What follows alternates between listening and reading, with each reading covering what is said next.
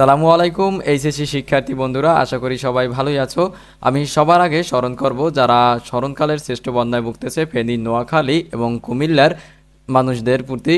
আমাদের মির্জাগঞ্জ উপজেলা থেকে ত্রাণ সামগ্রী নিয়ে একটি টিম সেখানে অলরেডি পৌঁছে গেছে এবং আশা করছি ভবিষ্যতেও আরও যাবে।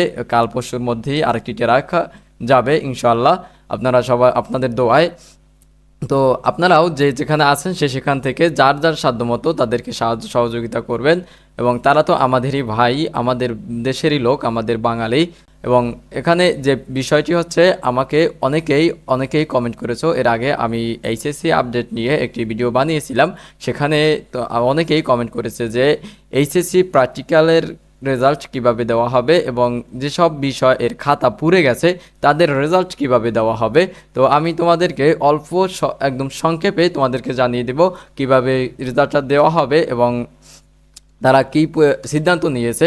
শিক্ষামূলক সকল আপডেট পেতে তোমরা এই চ্যানেলটিতে সাবস্ক্রাইব করে রাখো এবং লাইক দাও। তোমাদের মনে কোনো প্রশ্ন থাকলে তোমরা আমাদের এখানে কমেন্ট করে জানিয়ে দাও, আমি অবশ্যই অ্যান্সার করব। দেখো, এখানে পদার্থবিজ্ঞানের একটি প্র্যাকটিক্যাল বিষয় ছিল। তো পদার্থবিজ্ঞানের প্র্যাকটিক্যাল বিষয় পরীক্ষা হবে না, আর পদার্থবিজ্ঞানের পরীক্ষা বাতিল করা হবে।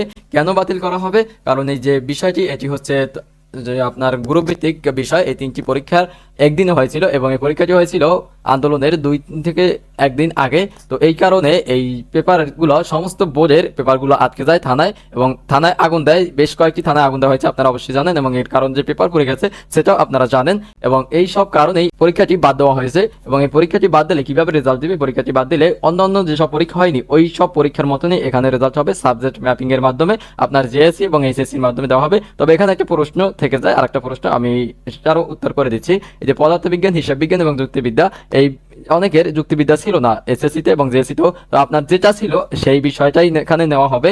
এবং এই যে হিসাব বিজ্ঞান তো ছিল হয়তো অনেকেরই, এবং অনেকেই আছেন যারা বিজ্ঞান বিষয় ছিলেন ইন্টারমিডিয়েটে, আপনারা মানবিক বিভাগে এসেছেন, এবং হিসাব বিজ্ঞান যাদের আছে তারা হয়তো অনেকেই এসেছেন ব্যবসা বিভাগে অথবা ব্যবসা বিভাগ থেকে অন্যান্য বিভাগে গিয়েছে। আমি তাদেরকে বলবো, আপনাদের যে বিষয়টা ছিল এসএসসিতে এবং জেএসসিতে ওই বিষয়টাই আপনাদের কাউন্ট করা হবে। তো এই প্রশ্নগুলোর উত্তর হয়তো আপনারা পেয়ে গেছেন যে আপনাদের রেজাল্ট কি করে দেওয়া হবে। তো দেখেন, এই যে এখানে রেজাল্ট আছে, এবং এর আগে আমি আপনাদেরকে দেখিয়েছিলাম আপনারা কিভাবে রেজাল্ট দেখবেন। আপনাদের রেজাল্ট আপনারা আজকেই দেখতে পারেন, আপনার ঘরে বসেই আপনি দেখতে পারেন।